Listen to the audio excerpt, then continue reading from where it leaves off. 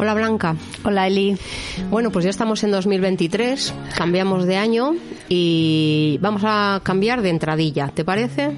Fenómeno. Bueno, venga. Pues en vez de contar algo así, hacer una especie de introducción así un poco más dramática o más esto, hoy creo que vamos a hacer un programa un poco diferente, ¿te parece? Me parece fenomenal. Mira, hemos estado antes haciendo un poco de reunión, profesionalmente yo creo que lo llaman haciendo la escaleta. No sé si nosotros podemos aplicarnos que hacemos escaleta o no, pero bueno, bien, hemos estado haciendo delante de un café una reunión. Entonces hemos concluido que, bueno, pues eso, que vamos a empezar por otra parte, que hoy va a ser un programa un poquito más ligero. Sí que vamos a hacer una especie de finalización de todas las cuestiones que quedan. Que van a ser un poco el antecedente de algo que vas a explicar tú, de cómo al final llega el asunto de tu hermano a ser público y a partir de ahí qué sucede, ¿no? Y nos vamos a centrar en eso, en lo que sucede a partir de que el asunto de tu hermano se hace público, pero va a ser pues con unos datos que yo creo que van a ser del agrado de las personas que nos escuchan y que para nosotras que lo vivimos en primera persona y sobre todo para ti, pues fue una especie de remanso dentro de tanta tormenta y de tanta tempestad, ¿no? Entonces, lo que vas a contar, lo que nos gustaría que contaras, Blanca, es los 17 años de lucha de personal y esa inmersión en todas las cosas técnicas y en todas las cosas emocionales y todo lo que ha sucedido durante todos estos años te ha permitido que sí, en cuanto a lo técnico, llegar a unas conclusiones someras que quisiste poner de manifiesto en 3 instancias públicas. A partir de ahí, el caso se dio a conocer con esas preguntas abiertas. Y a partir de esas preguntas abiertas, hay unas personas que se ponen en contacto contigo. Haznos un resumen, por favor, Blanca, de cuáles son esas preguntas que quedan abiertas, a quién se las planteas y a partir de ahí, qué es lo que sucede. Vale. Bueno, para llegar a 2015, 2016, que es cuando se ponen en contacto conmigo una productora, pues pasan una serie de años. Entonces, y pasan muchas cosas, la verdad, en el camino. Pero bueno, para hacer un resumen, sí, de lo más importante es que yo en 2007... a finales del 2007 yo hago como una especie de resumen, pero ya sabes tú cómo son mis resúmenes, pues 300 hojas. Bueno, los resúmenes de Blanca son como tesis doctorales de Derecho, o sea, 700 hojas. No, pero bueno, es cierto que ya al final consigue resumir, hacer un resumen de resumen de resumen. Pero me cuesta. ¿Te cuesta? Me cuesta mucho. Pero bueno, yo creo que al final las preguntas que finalmente quieres que te den respuesta a una serie de preguntas que son estas. Son claramente, es la identificación del cadáver, la causa, fecha y forma de la muerte. Es que no hay más. Ya está. No hay más. Vale.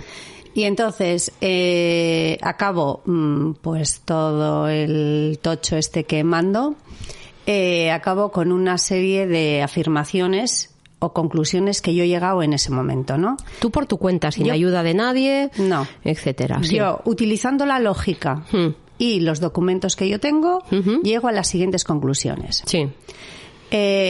Bueno, la primera y más importante es que Miguel Ángel no se quitó la vida intencionalmente, no se suicidó.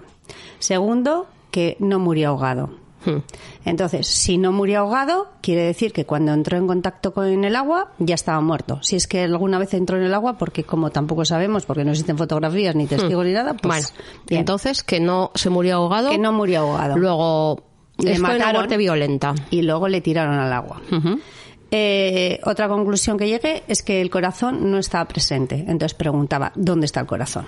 Le faltan órganos. Sí, que esa fotocopia del carnet de identidad, ese papel, por supuesto, no estuvo en el agua tanto tiempo como me decían. Por lo tanto, ahí alguien tuvo que meter el papel en algún momento. Luego, que Miguel Ángel no se tiró desde ningún ferry y que la última persona o las últimas personas que vieron con vida a mi hermano es la policía sueca. Entonces yo llegué a esa serie de conclusiones en 2007 y que más tarde veremos si yo acerté en ese momento o no. Vale, en algún momento lo vamos a ver. Lo vamos a saber, vale. Sí. Como ahora vamos a contar a quienes nos escuchan, pues ese episodio de quién se pone en contacto contigo y así, también es importante decir que a lo largo de todos esos años es cierto que hay periódicos, noticiarios, hay a veces personas que sí se ponen en contacto contigo en algún momento porque se enteran a través, no sé, pues porque tú lo has comentado en alguna ocasión, porque a veces igual en los pasillos de las instituciones políticas hay periodistas, has ido alguna vez a comparecer al Parlamento, entonces bueno, se hacen eco de alguna manera de lo que te sucede, ¿no? Sí. O porque tú te has dirigido a ellos. Entonces, sí hay algo en la opinión pública que de vez en cuando sale, ¿no? Sí, no, bueno, yo lo que me gustaría primero decir a quién mandé yo este tocho. Yo mandé este tocho al Ministerio de Asuntos Exteriores, al Parlamento Europeo, al Ministerio Internacional, a la Embajada de Suecia en Madrid y al Gobierno vasco. O sea, yo mandé principalmente este tocho a toda esta gente. Entonces, yo hasta mucho tiempo después no quería hacer público Al principio me aconsejaron que no lo haría público, el cónsul me aconsejó así, el cónsul de España en Estocolmo. Luego yo pensé que por la salud de mis padres, sobre todo de mi madre, tal y como se estaba, las averiguaciones que yo estaba haciendo, que me parecía que era como muy fuerte, que se harían públicas y que luego la gente pues le diría pues cuando iba a hacer las compras o lo que sea. Entonces decidí que no, que por el bien de mi madre que no iba a hacerlo público. Entonces hasta que llegó un momento que encontré una noticia un día de un periodista hablando mal de Suecia, de que le había ocurrido, pues que había recibido un trato discriminatorio en Suecia y tal, y dije yo, pues esta es la persona a la que me tengo que dirigir. Entonces este periodista se llama Ferran Barber. Entonces yo me dirijo a él y le cuento un poco mi historia y le digo, oye, mira, a mí me está pasando esto. Entonces al final publica la historia un domingo, 2 páginas completas en El Mundo. O sea, y ahí es cuando se hace público la historia por primera vez. Y en un medio nacional. Sí, en El Mundo. Y encima y se titula pues El hombre sin corazón. Con el título que realmente es el título del podcast. Exactamente. Entonces es impresionante porque yo durante muchos años estaba con la preocupación esa porque luego pues me van a llamar y mis padres que les iba a perjudicar. Y de repente Eli se publica la noticia y no pasa absolutamente nada. Nadie me llama. O sea, nadie me llama. Y yo pensando, alguien me va a llamar, estoy diciendo que los suecos, estoy hablando de tráfico de órganos, alguien me va a llamar. Porque tú ya ahí sí te atreves a mencionar tráfico de órganos, con todas las letras. No, yo lo que digo, Eli, en ese momento es, a ver, al cadáver le faltan órganos. Y he estado preguntando durante no sé cuántos años, 9 años, qué ha pasado con los órganos. Nadie me da una explicación.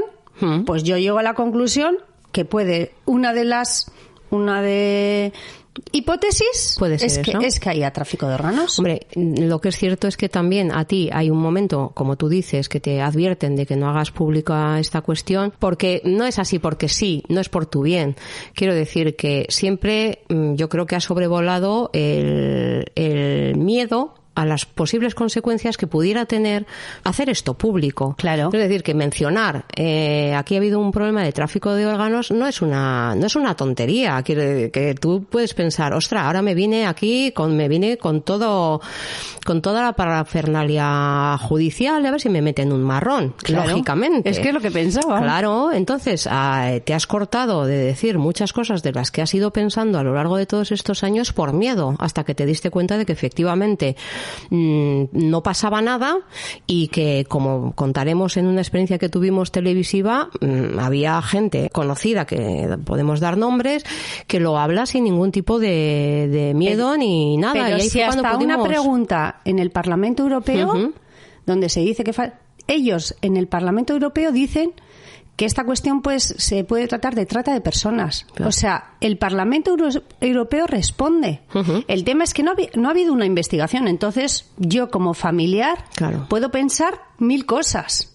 Vale, otros pueden pensar, bueno, cuando hicieron la autopsia quitaron los órganos para analizar, vale, muy bien, pero a mí, si no me dan una respuesta lógica, yo puedo pensar lo que quiera. Pero esto lo sabes ahora, después de un montón de tiempo tú te atreves, pero cualquiera al principio no te atreves, porque piensas que te van a venir a denunciar o que vas a tener que pagar por tus palabras. Entonces, bueno, bien, aparece en El Mundo, en doble página, un domingo que la gente el fin de semana lo lee tal. Y encima una de las noticias más leídas. Sí. Pero ninguna institución se pone en contacto conmigo. O sea, ninguna policía, nadie me llama. El teléfono no suena. Sí.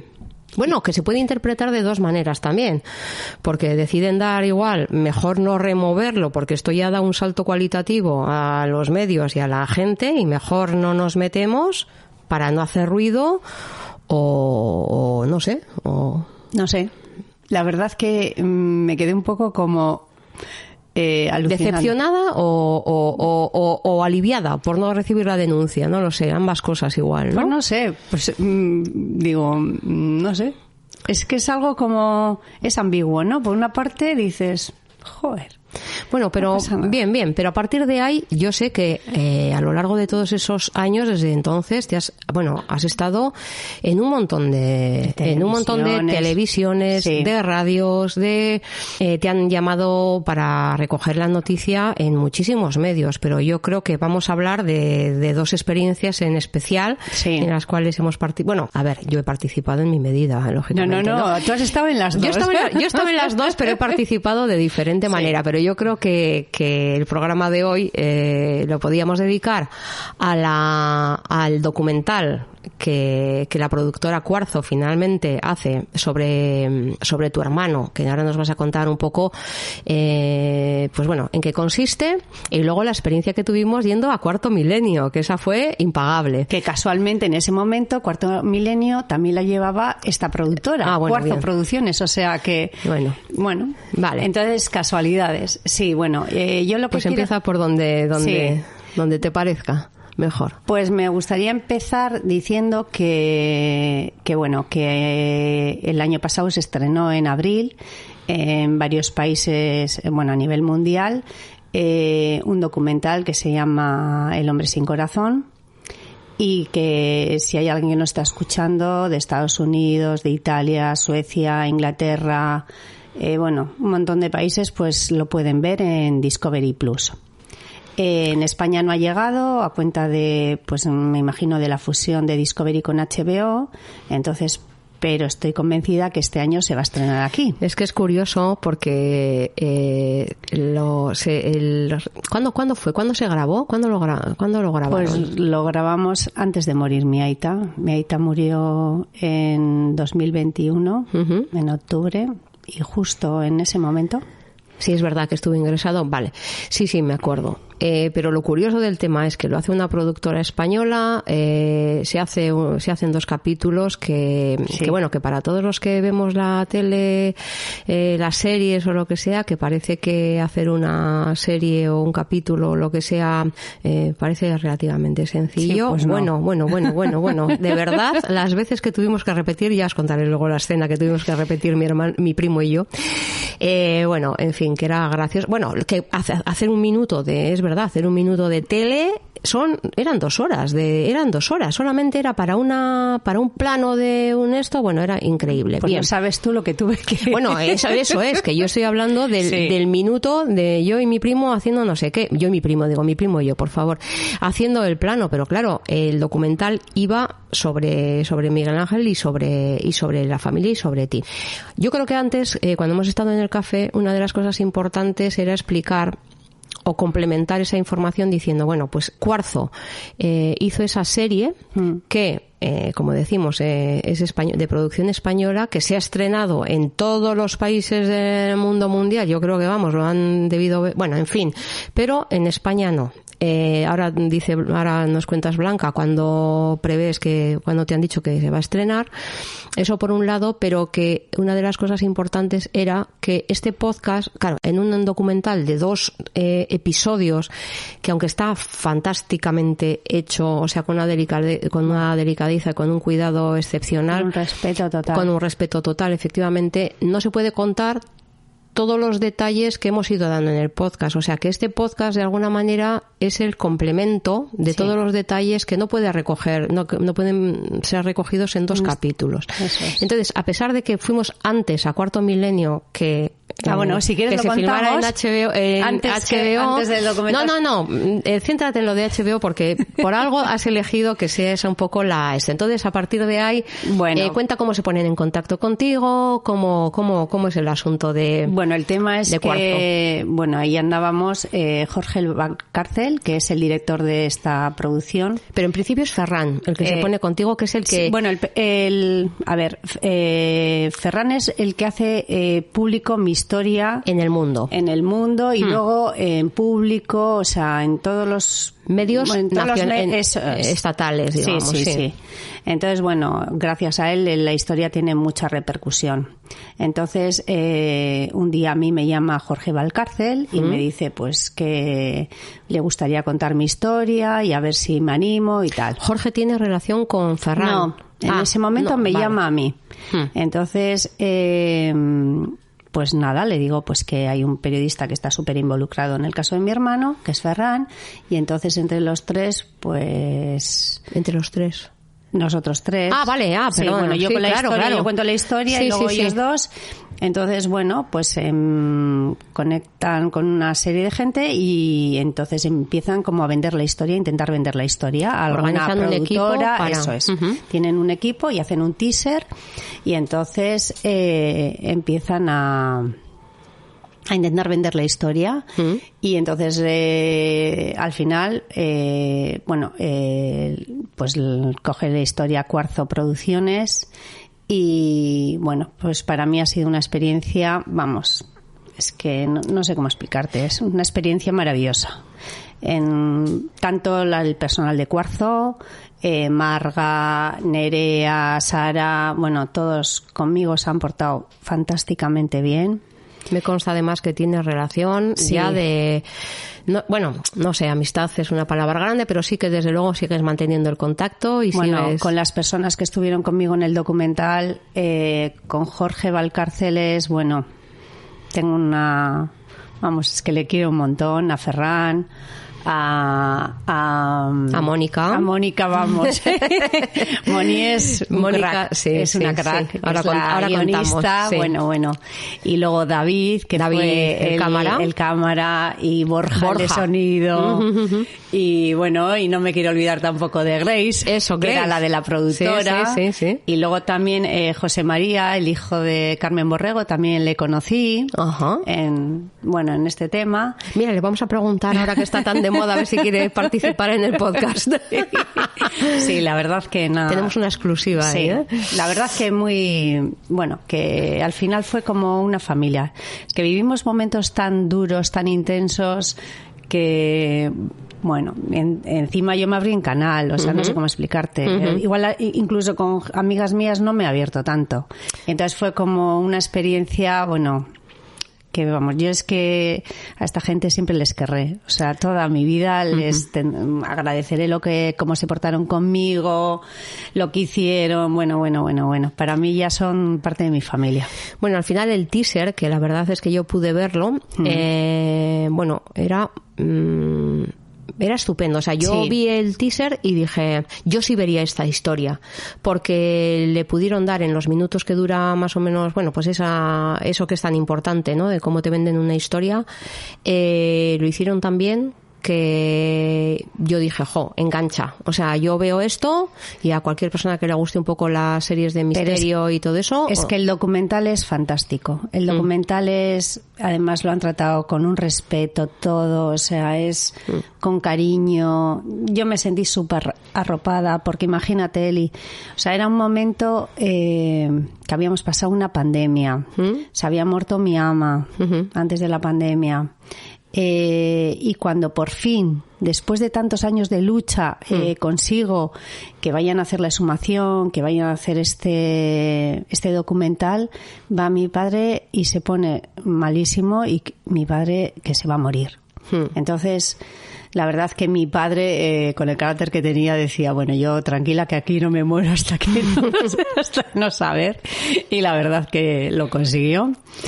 Pero para mí fue una situación, vamos, terrible, porque estaba todo el día en el hospital cuidando a mi aita, o sea... Espera, Blanca, vamos un poco por partes. Sí. A ver, Cuarzo se organiza, deciden apostar por este proyecto, mandan el teaser a Discovery y Discovery decide que sí, que apuesta por esto. Sí, vale. Para que te hagas una idea, hay varias productoras luego detrás de este tema. Y en concreto... Salvados, Jordi y Évole, durante años me estuvieron llamando para ver si había hecho la exhumación. Sí. Porque si yo estoy convencida que si yo habría hecho la exhumación, también me habrían hecho un programa en Salvados. El tema es que aquí, como no teníamos un permiso en la familia para exhumar el cadáver, pero ellos organizaron para hacer la exhumación.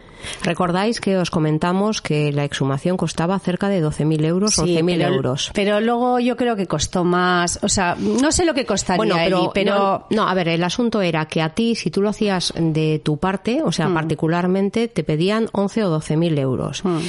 Como tú dices, si tú hubieras hecho la exhumación, seguramente los medios hubieran recogido la noticia. Sí. Entonces, además de todo lo bien que te trataron, de todo la relación que sigues manteniendo con ellos, porque tuvieron ese punto de empatía, de cariño, de meterse en la historia, de intentar entender a Miguel Ángel, de intentar entenderte a ti y a la familia, hicieron la exhumación. Sí, la verdad que... Es que luego también hay que ver que durante años yo... que igual podría haber hecho la exhumación si es por dinero, ¿no? Seguramente, pero porque lo tenías. El problema era que yo pensaba, ¿la familia tenemos que identificar un cadáver? Ya. No.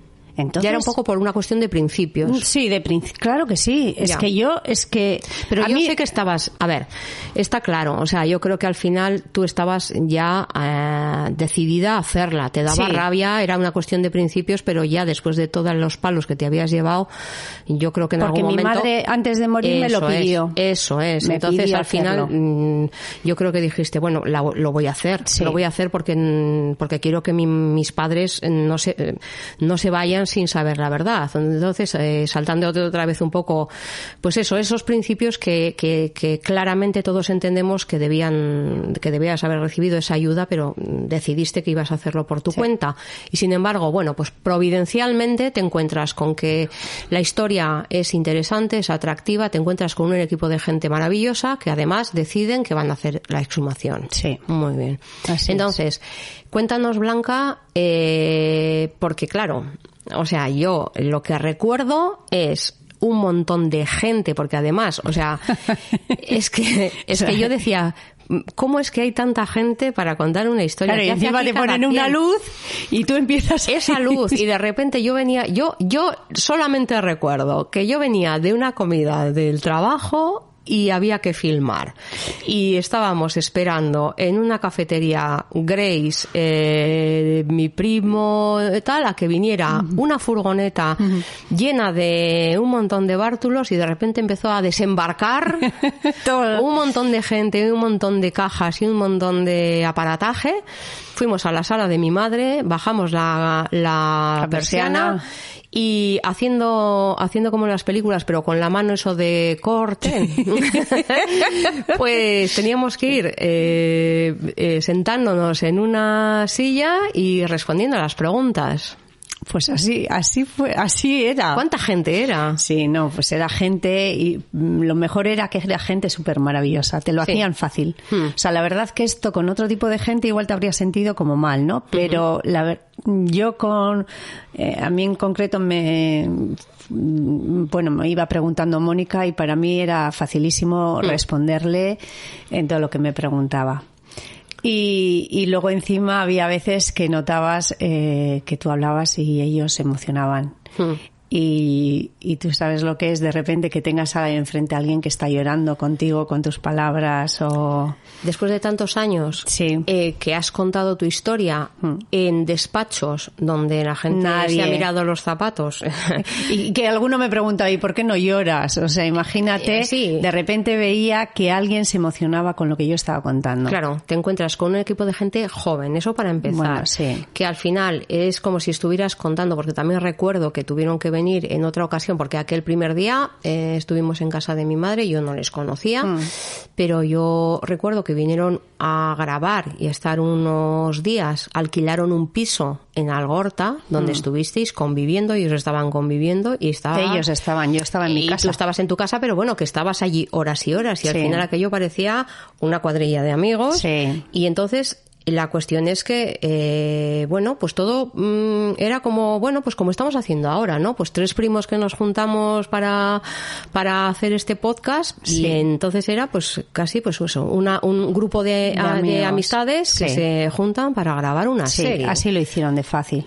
Y luego recuerdo que el momento más duro de todos estos años fue el día de que se hizo la exhumación. Y no tengo para acordar. Espera, que os fuisteis a Londres. Pues que yo todavía estoy en Algorta. No, ahí claro, porque habéis estado en Romo, hemos estado en Algorta, os habéis juntado otras veces incluso para hacer una cena en Navarra, pero ya era en plan amistad. Luego, quiero decir que rodar una serie no es hoy empezamos y la acabamos. Y luego fuimos, ha sido en varias ocasiones encuentros. Y luego fuimos a Londres, que allí grabamos toda la exhumación.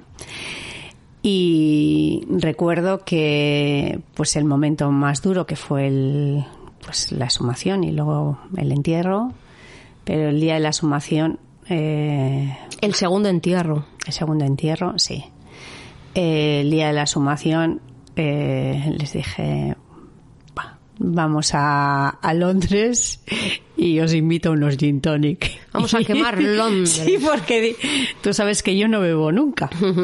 Pero me tomé un gin tonic, o sea, no sé cómo explicarte. Necesitaba algo fuerte, porque aquello para mí fue la leche. Bueno, cualquiera que esté escuchando dirá, tirando la casa por la ventana, un gin tonic. Un gin tonic, sí. Que yo no tomo un gin tonic en mi vida. Pero sí, nos tomamos un gin tonic y...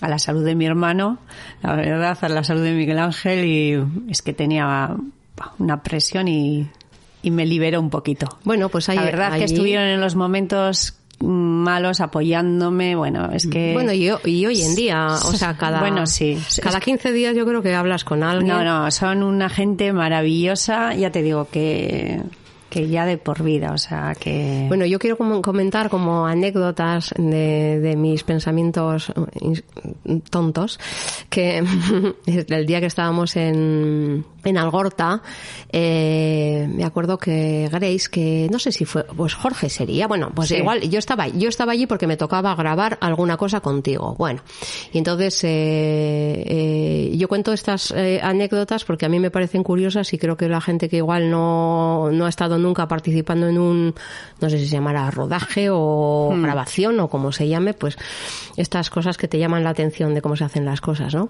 Y recuerdo que a mi prima le mandaron que fuera con 4 camisas y 2 pantalones o algo así, porque claro, aunque estuviéramos, había que cambiarse. Claro, entonces, aunque fueran 5, claro, ellos tienen en su cabeza, pues cómo van a ser las cosas. Entonces, te decían, pues ahora te tienes que poner otra camisa y tenéis que ir las 2 a la mesa. A mí me dijeron, tú haz como que escribes y como que le miras a tu prima con cara de extrañeza, claro.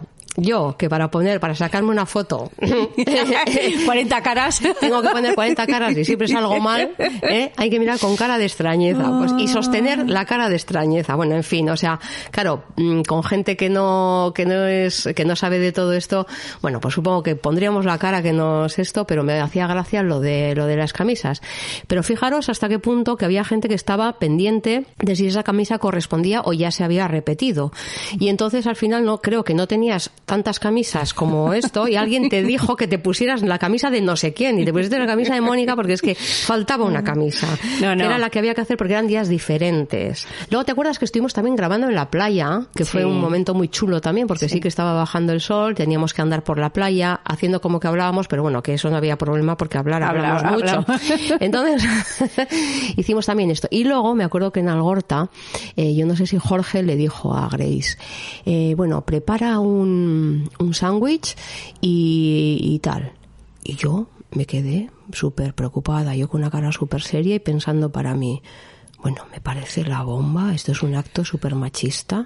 Este tío, ¿cómo le dice a Grace que le prepare un sándwich? ¿Pero qué se ha pensado? Esta tía es una profesional y cómo que le manda poner un sándwich. Y es que era para el atrecho.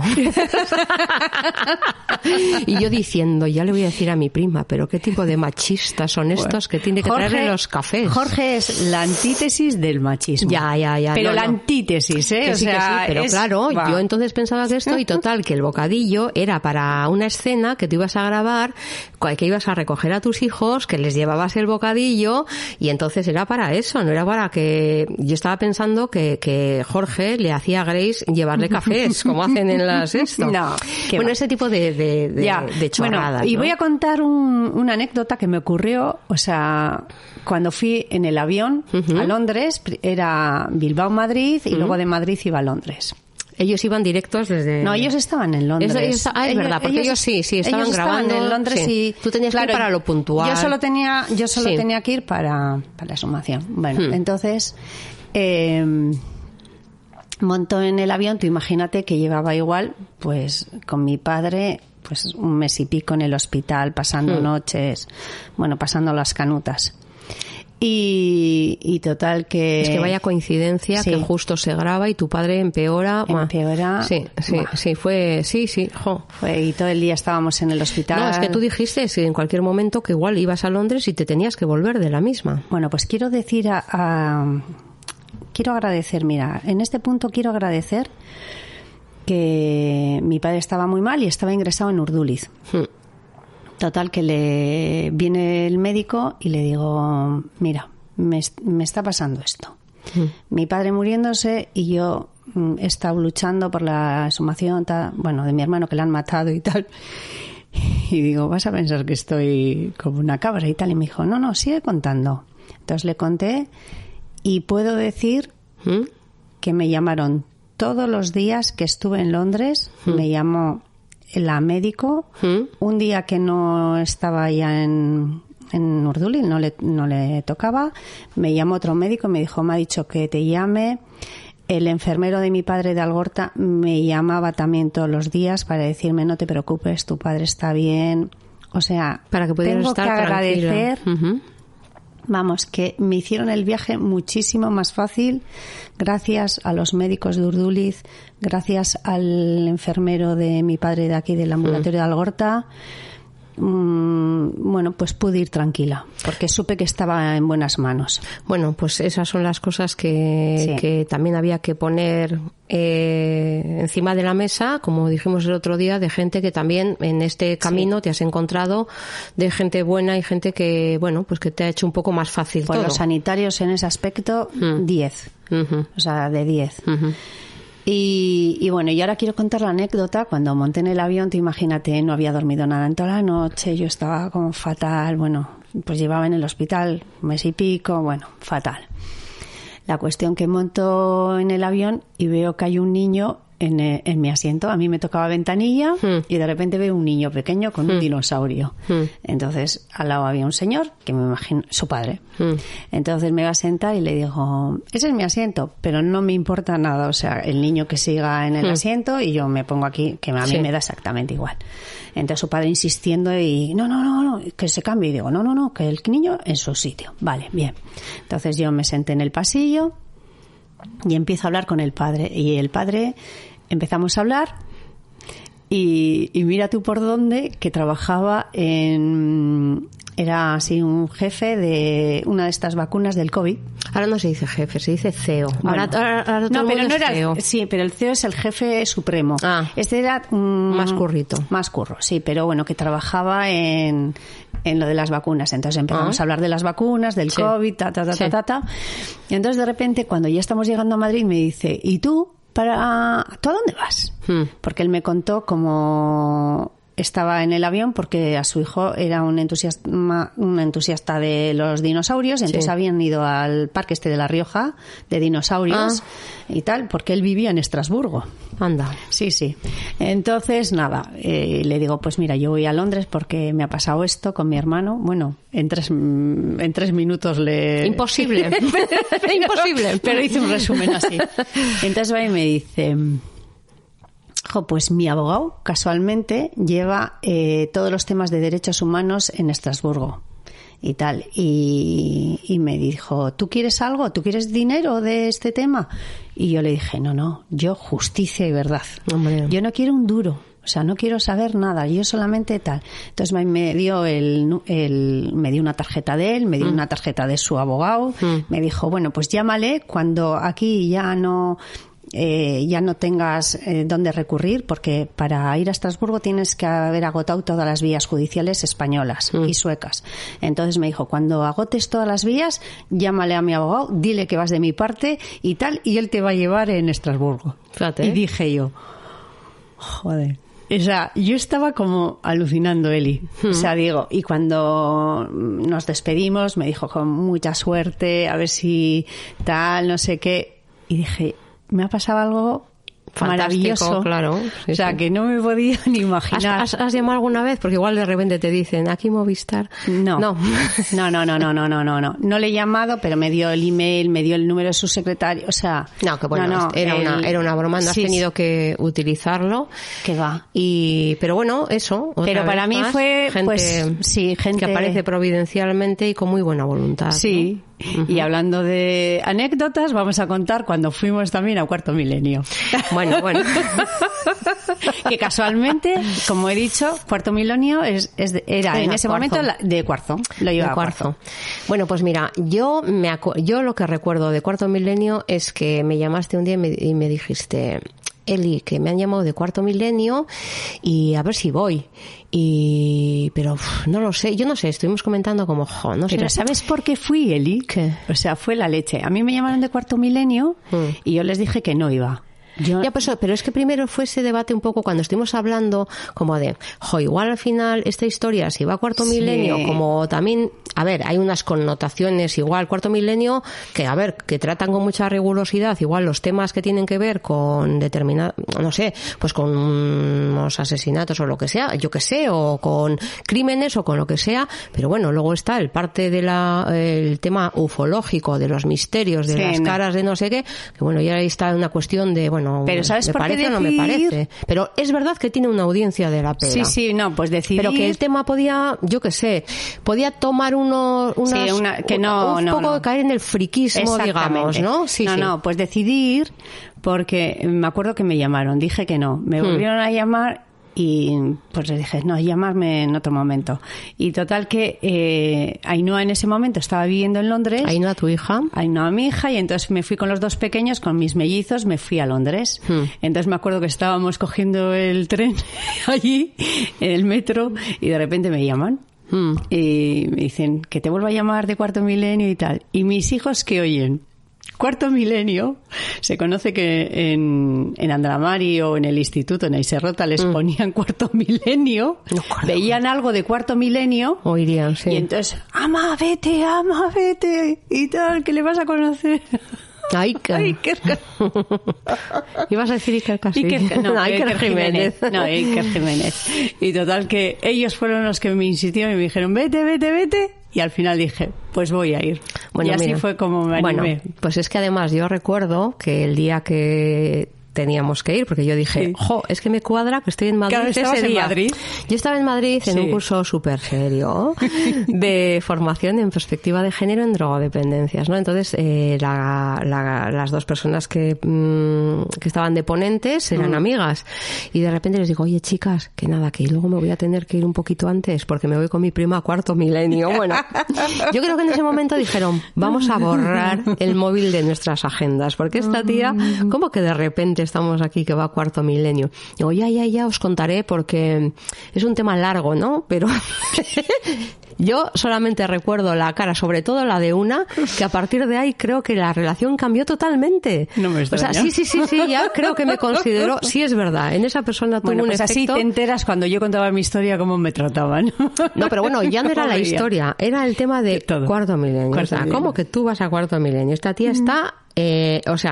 bueno, en fin. En otro mundo. Bien, cuestión. Yo salgo de allí y dije, quedamos en el aeropuerto, ¿te acuerdas? Claro, yo vine. Claro, yo me cogí en el metro y me fui hasta la T4, a la T de no sé qué, aeropuerto. Avión, sí. Aeropuerto. Bueno, ahí nos vamos. Y estábamos allí y nos vino a recoger... Un chofer. Elegantes nosotras. Porque al final, lo que yo creo que tú acabaste diciendo fue, mira...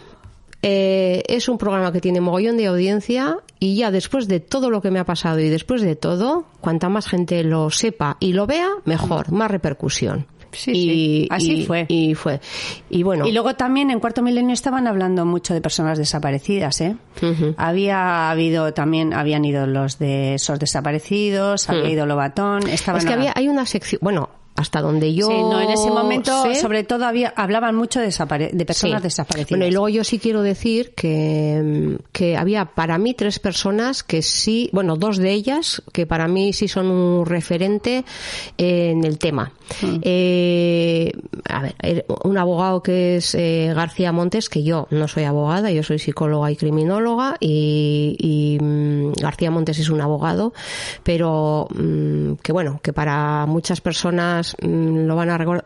Yo creo que es un abogado muy mediático, que lo mismo ha defendido a Ana Obregón que a los no sé qué Kings, que bueno, en fin, está metido siempre en todos los casos mediáticos, porque le encanta, yo creo que la tele. Es un señor con unos bigotes largos y tal, que bueno, que es un tipo... Conmigo se portó fenomenal. Eso es, que es un tipo agradable, pero yo creo que además lo cierto, y vamos a comentarlo porque es la realidad, él te dijo que te defendía gratis, y que si sacaba algo pedía un porcentaje, pero él en principio lo que quería, le parecía que a mí me llamó varias veces, incluso fue a Fiscalía de la Audiencia Nacional a hablar con la fiscal, o sea, bueno, que y este señor que conmigo se portó fenomenal. Exactamente, lo que pasa que yo creo que al final no te dio o sea, porque yo creo que subyacía más un interés por lo mediático más que por lo que fuera cierto. Él no quería hacer un circo de todo esto. Exactamente, y él de alguna manera sí, pero lo cierto, es verdad, sí, yo me acuerdo que estaba en el backstage. Sí. Perdón, sí, es que claro, nos llevó el chofer, bueno, ahora contamos un poco todo el tema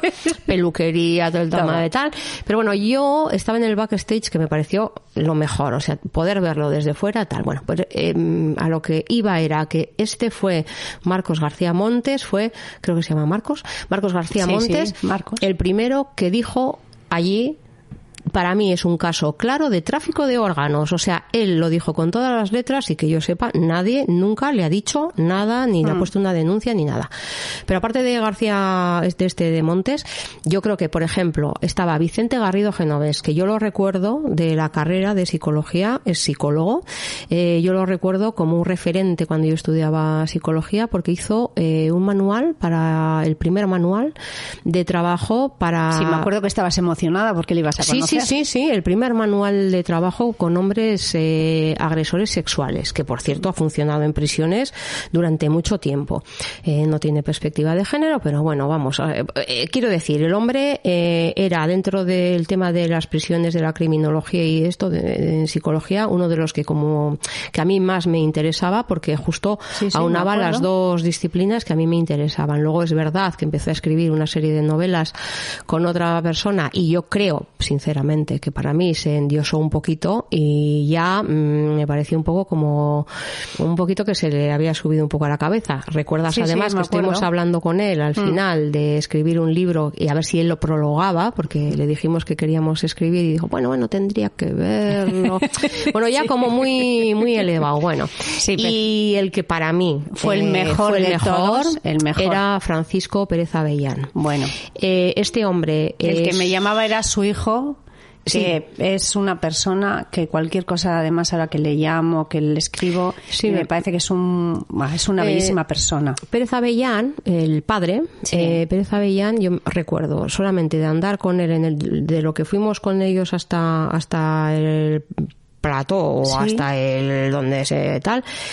El hombre, y que no me hizo ninguna pregunta y luego cuando estaba allí sabía todo el tema. Es que eso es. Primero fue el que en 5 más sabía del nos dimos cuenta que se había leído todo, sabía todo del tema, etcétera. El que los otros yo creo que iban un poco de más de, es decir, se lo prepararían, pero no tanto. Este hombre súper serio te hizo una serie de preguntas que se notaba claramente que tal, que se lo había empollado el caso. Ahora yo creo que también en agradecimiento, yo creo que deberíamos decir que su hijo tiene uno, que además hablamos de él, que tiene un podcast que fue premiado el año pasado, ¿no? No, este año. Sí, ha sido premiado como de los mejores podcasts. El señor de los crímenes. De los crímenes. Sí, que se llama también... se llama como su padre. Sí, pero este sería primero Pérez, no sé qué. Bueno... Pérez Caballero es. Pérez Caballero. Vale, Francisco también igual, Francisco, ¿no? Pérez Caballero. Francisco Pérez Caballero. Entonces su podcast es también muy interesante, es una persona súper agradable. Además ha dedicado el premio a su padre. Y bueno, pues que... y su padre hizo algún artículo de mi hermano. Sí. Súper bien escrito. Sí. También habló en una radio de mi hermano. O sea, te quiero decir que... Bueno, pero vamos al cotilleo. Vale, vamos al cotilleo de del chofer. De cuarto milenio. El cotilleo de cuarto milenio y de Iker. Vamos a contar... Bueno, Iker fantástico. Espera. De Iker hay que decir una cosita. Yo me pareció fantástico, Iker. Iker sí, súper fantástico, pero también te digo una cosa, porque aquello de decir, nosotros teníamos ganas de ver a Iker, pero Iker nos dijeron, Iker, antes del programa no ve a nadie porque tiene que concentrarse. Sí, eso sí. Y entonces dijimos, bueno, en fin, vale. O sea, es que iba un poco... A ver, yo creo que a Iker seguramente... Bueno, pero lleva todo el peso del programa. Yo, de todas maneras, a mí me pareció que Iker... A mí me gustó mucho. Y luego me hizo una dedicatoria para mis hijos allí con la foto. A mí me gustó mucho cómo me trató. No, sí te trató fantástico. Pero que el tema ese de la pero no estuvimos con él casi. Eso es, no. Es que no... Yo creo que supongo que bueno, pues que esta gente, pues para nosotros son como, anda, mira, que yo que sé, tal, y ellos están como un poco hasta las narices de que todo el mundo les diga, eso sí.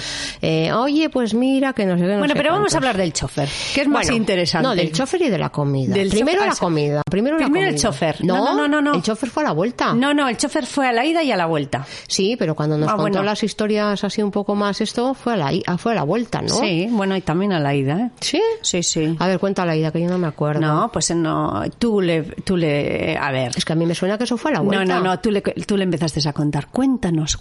Eso yo... Mira, yo... Cuéntanos. No, es que yo creo que ya... Y él no contaba nada. Claro, no. Sí, ya le sacamos algo. Algo, pero es que claro, y nos contó de una casa que había ido, que tenía sonidos. Pero es que para eso había que imbuirse. A ver, nosotros nos imbuimos del espíritu cuarto milenio. Bueno, pues entonces llegamos. Vale, vamos a hablar de la comida. Entonces, algo que me llamó la atención. Cuando llegamos, nos recibió Francisco, el Pérez Avellán. Pérez Caballero, el hijo. Según llegamos, nos recibió él. Y había un montón de gente que trabajaba en el programa, todo gente joven y tal, y todos súper majos con nosotras. ¿Tú te acuerdas? Claro, es que eso te digo, porque todos nosotros, majos. Yo creo que a partir de que llegáramos ya empezó un poco como el espíritu cuarto milenista. Bueno, y todo el mundo sabía del tema que íbamos a hablar. Esa es otra. Y entonces, como llegamos pronto, nos dijeron, ¿por qué no vais a comer? con el equipo. Entonces imaginaros que para nosotros aquello era como, qué bien. O sea, entonces nos fuimos a comer con el equipo, pero no el equipo Hyde, sino el equipo que era el que se dedicaba al atrecho, porque si vosotros ahora os fijáis, bueno, en aquella época había esas telas de araña en el escenario de Cuarto Milenio, todo lo que está detrás, como todo el decorado de Cuarto Milenio, el que hacían los que hacían los guiones, los maquilladores, el esto y claro, pero todos los que sabían todos los entresijos de la historia. Y entonces estábamos comiendo en el comedor que era de Mediaset. Y nosotros también, aparte de todo eso, como ellos no eran muy conocidos, yo desde luego andaba todo el rato mirando a ver si veía a alguien. Pero ahí no vimos a nadie. Claro, en el comedor del mogollón como que no. Pero lo cierto es que yo creo que es un fenómeno que siempre pasa en Madrid, que en Madrid la gente es súper simpática porque nadie es de Madrid y todo el mundo llega a Madrid un poco con esa sensación como de vengo aquí a la capital y entonces yo creo que a la gente que también va de otro sitio le acogen como muy bien. Entonces yo creo que te acuerdas que cada uno era de no sé dónde, de no sé qué, de no sé cuántos. De un sitio diferente, sí. Bien, y entonces estuvimos comiendo, pero a ver, rancho, porque era como una especie de self-service, ¿te acuerdas? Un menú del día. Un menú del día, así sí, como pero bien, esto. ¿no? Era así. Sí, súper bien. Y hablando un poco de cómo pintaban cómo hacían esto de misterio y así. Claro, entonces, pues ya, no sé, empezábamos un poco como a estar un poco dentro de la historia, ¿no? Pues y luego ellos empezaban, cuéntanos. Claro. Ellos estaban súper interesados en el tema. Eso es. Y ellos escuchando. Lo que pasa que la comida fue súper rápida. Sí, fue rápida, pero bueno, claro, nosotros queríamos preguntarles a ellos por cosas y ellos nos preguntaban a nosotros. Entonces había ahí una pelea, no teníamos tiempo, nosotros queríamos saber qué serendipias, qué voces y qué cosas pasaban en los camerinos o con Iker y con todos los cotilleos y ellos decían, ¿qué va, Blanca, a ver, ¿qué pasó con tu hermano realmente? Bueno, total que ahí ya no tuvimos tiempo. Sí. Pero luego nos invitaron a comer. La verdad es que nos invitaron a comer, que no tenían por qué. No. Otra cosa curiosa es que nos hicieron firmar un contrato, ¿te acuerdas del contrato aquel? O sea, era un contrato de confidencialidad donde nosotros no podíamos hablar casi ni de cómo se llamaba el chofer. O sea, es que ponía si decíamos algo de lo que se hubiera dicho en el programa, no sé qué, a la cárcel también. O sea, nosotros siempre, tú con la maleta otra vez ya. O sea, íbamos a la cárcel sí o sí. Entonces, también asustadas, porque no sé en cuánto tiempo, además eran meses, o sea que... No, salió el programa enseguida, ¿eh? Al de 20 días así lo... Sí, pero lo ellos te decían que en el plazo de un mes o de 2 meses o no sé qué, a partir de tal, no podías hablar de nada. Entonces, tú imaginaos que tú lo que quieres es... contar a todo el mundo, chascarrillar a todo el mundo que has estado en Cuarto Milenio y que quieres estar... Y no podíamos decir nada. Esto es como, claro, cómo acaba la Isla de las Tentaciones o cómo acaba Supervivientes. Exacto. O cómo acaba El Conquistador del Fin del Mundo. Callado todo el mundo, no se puede saber nada. Bueno, bien, ni filtraciones, os pregunto. Bueno, cuestión.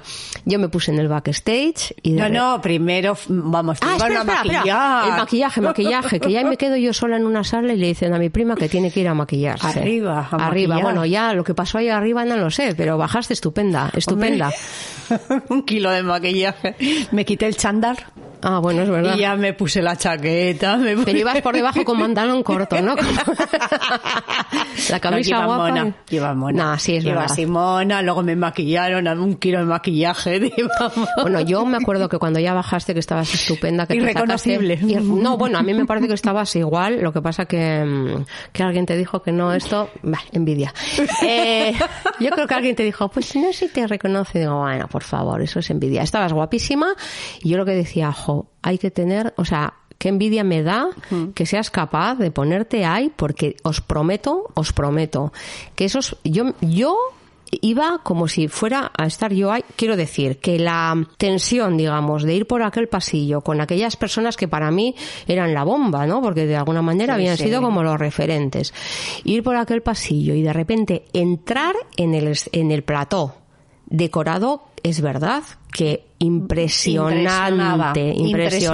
Sí. Iker, yo creo que sí, no sé si estaba. No estaba. Estaba ya allí. Y entonces es cuando las hablamos, luces, sí. se sienta, no sé qué, y cuando ya dicen empezamos, yo digo, yo me muero, de verdad, porque claro, para ellos sería el día a día. Tú estabas allí yo sentada, nerviosa. Hombre, pero lo hiciste, Blanca, o sea. No, pero luego les dije, ay, si me embaruño, lo que sea, no te preocupes que cortamos y tal. La verdad que todo fue como... Pero luego todo con fue... facilidades, sí, tal. Sí. Y mira, yo he estado en varios platos de televisión y es en el plató que más silencio ha habido en la intervención. Sí. No se oía nada, ni medio sonido.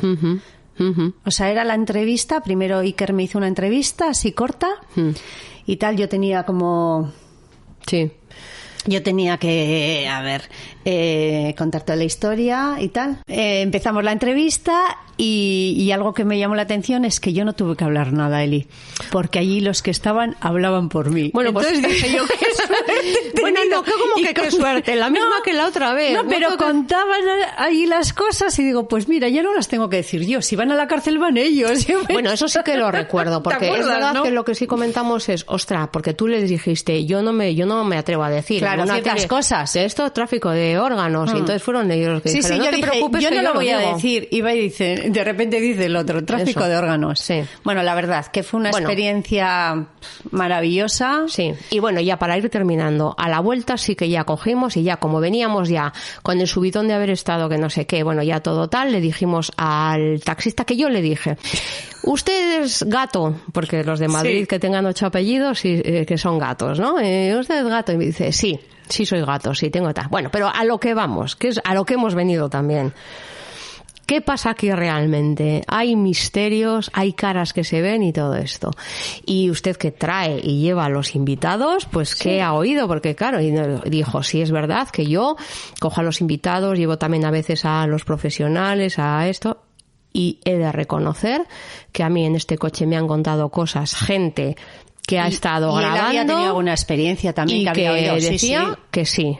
Y eso ya nos dejó como, ostras, porque yo, no sé, hubiera esperado decir, bueno, en fin, yo que sé, ¿no? Pero dijo que no, que había él llevado estaba súper gente... convencido, llevaba Sí. muchísimos años en Cuarto Milenio. Eso es, él decía que aparte que trabajaba yo creo que para algún otro programa, pero le preguntamos concretamente por Cuarto Milenio y dijo que había llevado a cama... Yo creo recordar una historia de que había ido gente a grabar sonidos esos, ¿cómo se llaman? Cacofonías. Y él que lo había escuchado. Y él que había escuchado. Y que todos sí. cagados. Sí. Sí, y que se habían dijo, asustado todos. y que los que iban en el sí. coche habían dicho que realmente, o sea, eso, que había escuchaban, sido... que escuchaban voces. Sí. Y eso, sí. Sí, ¿qué más nos contó? Nos dejan en el aeropuerto, tú te vas... Ay, yo me quedaba en Madrid. Tú te quedabas en Madrid con... A que me miraran esas con cara rara ya, ¿sí? Sí. Entonces iba yo corriendo porque cogía el avión y tal, no sé qué, y yo corriendo, y de repente que el avión se retrasa y justo había un señor delante de mí que también le pasaba lo mismo. Entonces, claro, nosotros habíamos firmado todo el contrato y todas esas cosas, pero yo... Te lo saltaste. Me salté la torera porque dije... Ay, tengo que hablar con alguien. Claro, a los dos nos habían retrasado el avión y digo, ay, es que tengo que contar a alguien que estaba en Cuarto Milenio y estoy nerviosísima.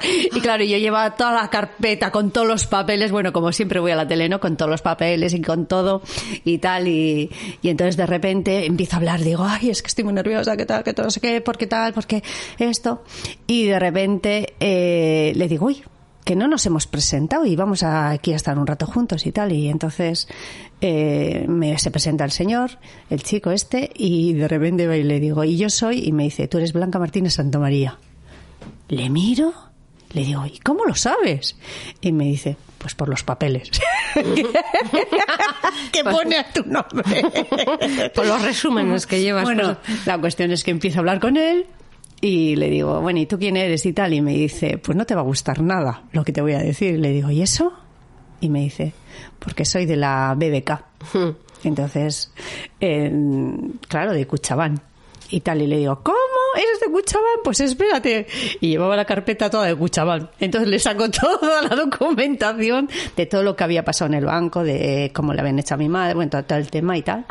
Entonces íbamos a montar en el avión y me dice, bueno, siento decirte que no tienes nada que hacer con la BBK porque se ha prescrito. Todo lo que podías haber denunciado se ha prescrito. Digo, bueno, pues vaya. Entonces él me dijo para ver si íbamos juntos en el avión. Yo le dije que no, que iba a ir en mi asiento. Él fue en el suyo.